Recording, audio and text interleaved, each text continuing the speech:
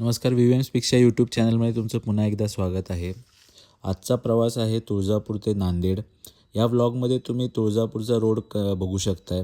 हा रोड मी खूप वेळा केलेला आहे. ऑलमोस्ट 7-8 वेळा मी केलेला आहे. नागपूरला जाण्यादरम्यान मी कायम ह्या रोडचा प्रवास करतो आहे. आज निमित्त होतं माझ्या मित्राच्या लग्नाचं.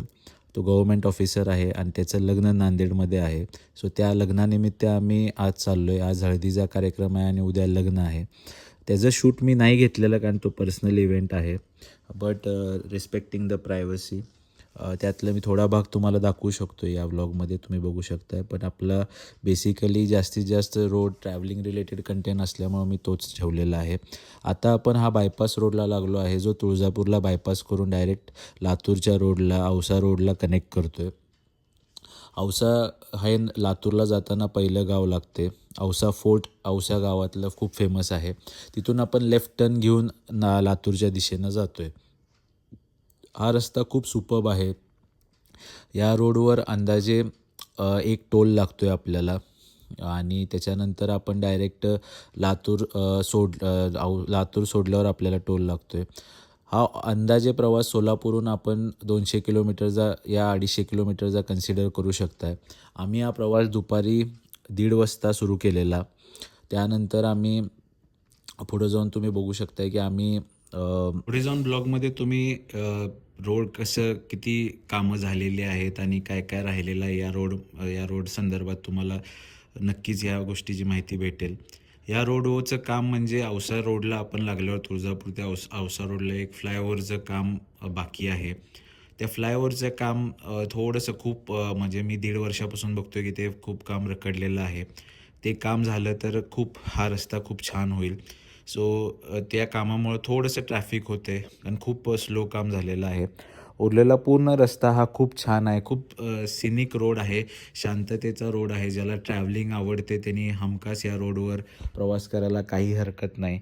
आणि नक्कीच एकदा तरी सोलापुरातल्या लोकांनी नागपूरचा प्रवास हा करावा, कारण की कन्सिडरेबली रोड खूप छान आहेत.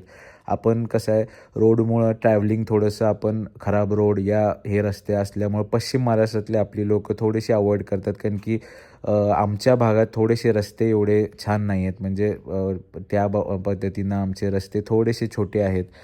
चांगले आहेत. NH4चं काम आमच्या इथं आता खूप जोरात प्रमाणात चालू आहे. त्याचं मोठे करायचं काम चालू आहे.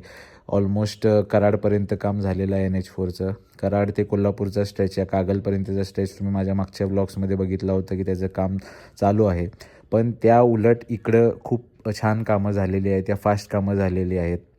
आणि खूपसे देवदर्शनासाठीचे इथं मंदिरं खूप आहेत.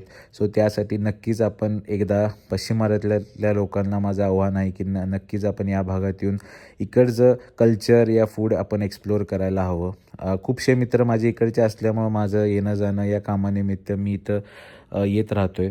सो तुम्ही नक्कीच एकदा, माझी रिक्वेस्ट आहे की तुम्ही नक्कीच एकदा, या रस्ते खूप छान आहेत. सो त्या संदर्भात तुम्ही प्लॅन करू शकताय. कोल्हापुरातून मिरजेतून तर तुम्हाला माहितीच आहे की सोलापूरपर्यंत खूप छान रस्ता आहे. मी खूप वेळा माझ्या ब्लॉग्समध्ये दाखवलेला आहे. सोलापूरपासून सगळीकडेच मोस्टली रस्ते चांगले आहेत. हैदराबादचा रोड खूप छान आहे. 250 किलोमीटर हैदराबाद असल्यामुळे तोही रोड लवकर कव्हरअप होतो आहे. तुळजापूर बीडचा रस्ताही या साईडला खूप छान आहे. सो तोही तिकडनं कव्हरअप होतो आहे लगेचच. सो तसं कन्सिडर केला की तुम्हाला बऱ्यापैकी ट्रॅव्हलिंग सोपंच होते. आणि या रोडवर तुम्हाला मी अगोदर सांगितल्यासारखं औसा फोर्ट एक आहे की तुम्ही जिथं बघू शकता, व्हिजिट करू शकता. औसा फोर्टचा इतिहासही खूप जुना आहे. सो नक्कीच तुम्ही कधी आला तर तो अनुभव घ्या तिकडे जाण्याचा. लातूर शिक्षणासाठी खूप फेमस आहे. सिमिलरली आता नांदेडही तसंच फेमस झालेलं आहे. एक नवीनच गोष्ट मला समजली, म्हणजे मला प्रामुख्यानं माहीत नव्हती की नांदेड हे एज्युकेशनल हब झालेलं आहे. नीटच्या एक्झामसाठी म्हणा, नाहीतर MBBSच्या एक्झामसाठी प्रिपरेशनसाठी नांदेड हे फुल्ली हब झालेलं आहे. जसं लातूर पॅटर्न आहे, लातूर जे हब आहेच आणि ते पूर्वीपासून आहे. लातूर पॅटर्न आपण म्हणतोय. लातूर जसं फेमस आहे तसंच नांदेडही आहेच. आणि नांदेड आता खूप प्रगतीनं डेव्हलपमेंट व्हायला लागले. तिथं फ्लायओव्हर्स, मी पहिल्यांदा असं एक शहर बघितले जे नांदेड आहे, जिथं पूर्ण फ्लायओव्हरला त्यांनी बांधायला लागलेत. त्यांचं काम चालू आहे की पूर्ण स्टार्ट टू फिनिश वारंगा फाटा जो नागपूरचा रोड आहे तिथंपर्यंत बऱ्यापैकी त्याच्या अलीकडे म्हणजे नांदेड आपण जो सिटी क्रॉस करतो आहे तो पूर्णपणे फ्लायओव्हरवर आपण क्रॉस करू शकतो आहे. तसेच नागपूरपर्यंत खूपसे रस्ते चांगले डेव्हलप झालेले आहेत सगळ्या बाबतीत. सो तुम्ही ते कव्हरअप लवकर करताय. तुम्ही माझा पहिला व्लॉग बघितला असणार आहे या चॅनलचा, जो मी जगन्नाथपुरी ओडिसापासून ते कोल्हापुरात केलेला 17 तासांचा प्रवास होता तो याच मार्गाने मी केला होता. सो तुम्ही नक्कीच प्रवास करू शकताय. आणि आपला नेक्स्ट व्लॉग हा बीडचाही असणार आहे. बीडला मी ट्रॅव्हल केलेलं होतं रिसेंटलीच. त्याचा व्लॉग थोडासा लेट झाला आहे. सो तोही व्लॉग मी नक्कीच टाकणार आहे. तोही प्रवास सोलापुरातनंच मी कन्सिडर करेन दाखवायचा. सो तोही व्लॉग तुम्हाला येईलच. तिथं पण खूप छान छान गोष्टी ची माहिती मिळालेली आहे. लकीली मला ते कव्हरअप करता आलं नाही कारण की खूपच धावती भेट होती. तिथंही मित्राच्या लग्नासाठीच आम्ही गेलो होतो. सो तेही खूप डेव्हलपमेंट व्हायला लागलं आणि तो संभाजीनगरचा रोड आहे. सो तो रोडला खूप चांगली डेव्हलपमेंट व्हायला लागले. बीडला पण आता बायपास फ्लायओव्हर्स वगैरे बांधायचं काम चालू आहे आणि खूप कव्हरअप आपण लवकर करू शकतो. मी लवकरच एक पूर्ण नगरपर्यंतचा संभाजीनगरपर्यंतचा व्लॉग नक्कीच तुम्हाला आणणार आहे लवकरच. थोडासा ब्रेक लागला आहे आपल्या व्लॉग सिरीजला. अंदाजे 20-25 दिवस आपण लाँग व्लॉग्स टाकले नव्हते. रील्सवर थोडंसं कामात बिझी होतो. सो त्यानिमित्त मला मोठे व्लॉग्स एडिट करता जमले नाहीत. सो नक्कीच आता आपले व्लॉग्स कंटिन्यू राहतील कारण की खूप मोठे व्लॉग्स बघायची लोकांना सवय आहे आणि नक्कीच मी तुम्हाला ह्या पद्धतीनं दाखवेन. थोडीशी मला एडिटिंग एवढं जमत नाही. मी आता शिकायला लागलो आहे.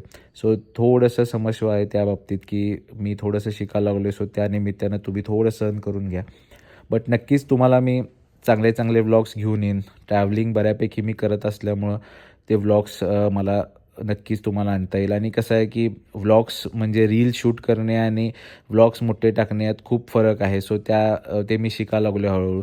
युज्युअली मी या फील्डमध्ये पहिल्यापासून नवीन नाही आहे, पण कन्सिडरेबली मी स्वतः करत नव्हतो. त्यामुळं थोडंसं मला ते यूज टू नाही आहे मी. सो नक्कीच मी त्याला यूज टू व्हायला लागलो आहे. नांदेडबद्दल बोलायचं झालं तर नांदेड हे खूप शीख कम्युनिटीसाठी खूप एक म्हणजे काय म्हणतात त्याला कन्सिडरेबली त्यांचं खूप शीख कम्युनिटीचं खूप महत्त्व आहे. त्यांनी तिथं गुरुद्वारा आणि तिथं खूप एज्युकेशनल थिंग्स हे केलेले आहेत, त्यांनी बांधलेले आहेत. आणि तिकडचा प्रसाद हा खूपच फेमस आहे की जाऊन दर्शन घेऊन प्रसाद घेणे. मला ते नक्की जमलं नाही यावेळेला, पण नेक्स्ट टाईम मी नांदेडला एक्सप्लोअर करायला येणार आहे. खूपसे फूडचे ठिकाण या फूड्स मला एक्सप्लोअर करायला भेटले नाहीत नांदेडला कारण की वेळच नव्हता तेवढा.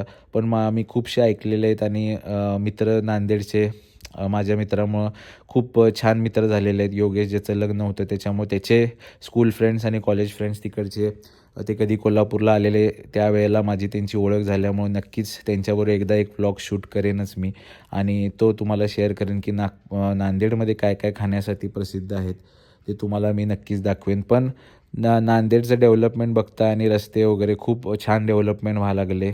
सरकारचं कौतुक करायला हवं की त्यांनी खूप छान डेव्हलपमेंट तिथं करायला लागलेत आणि रिप्रेझेंटेटिव्स खूप छान काम करायला लागलेत.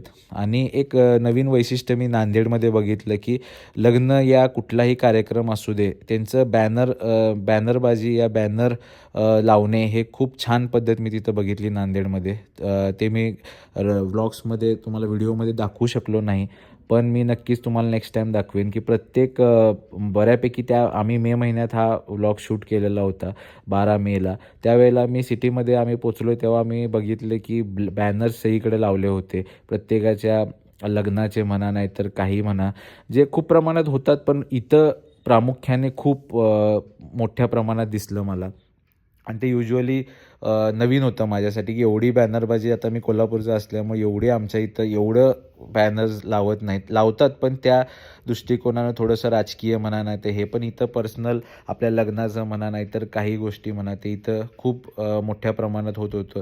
कौतुक करायला हवं नांदेडकरांचं की ते खूप छान पद्धतीनं रिप्रेझेंट करतात आणि खूप चांगल्या गोष्टी मला तिकडच्या समजल्या. मी नक्कीच त्याच्याबद्दल एक व्लॉग शूट करेन. आणि जेव्हा मी व्लॉग शूट करत होतो तेव्हा नांदेडमध्ये खूपच गरमी होती. आपलं यावेळेला हीट वेव्ह असल्यामुळं खूपच गरमी होती आणि हा भाग थोडासा गरमी इथं जास्तच असते. बट प्रामुख्याने आम्हाला खूप गरमी जाणवली इथं आणि त्या पद्धतीनं आम्ही लवकर जास्त वेळ थांबायचं आम्ही हे पण केलं नाही, कारण की लग्नाचा कार्यक्रम आणि सगळं गडबड खूप झाल्यात. त्या हिशोबानं हे केलं. तुम्ही माझी एक रील बघितली असणार आहे माझ्या चॅनलवर जोगेश्वरी ढाब्याची धाराशिवची. ती रील आम्ही येताना शूट केली होती. रिटर्न प्रवासामध्ये आम्ही जाताना ती शूट केली होती आणि नक्कीच त्याला खूप छान प्रतिसाद दिला आहे. तुम्ही नसेल तर तुम्ही माझ्या Instagram चॅनलवर जाऊन बघू शकता. यूट्यूब चॅनलवर पण ती रील आहे. तुम्ही नक्कीच मला व्हीव्हीएम स्पीक्सला Instaला आणि YouTubeला फॉलो करा. तिथून रेग्युलर अपडेट्स आणि छोटे-छोटे हे जे रील्स मी शूट करतो आहे डेली ह्याच्यात ते पण मी तिथं टाकतो आहे, शेअर करतो आहे. जिथेही ट्रॅव्हलिंग करतो कारण की व्लॉग करणं सगळीकडं शक्य नाही.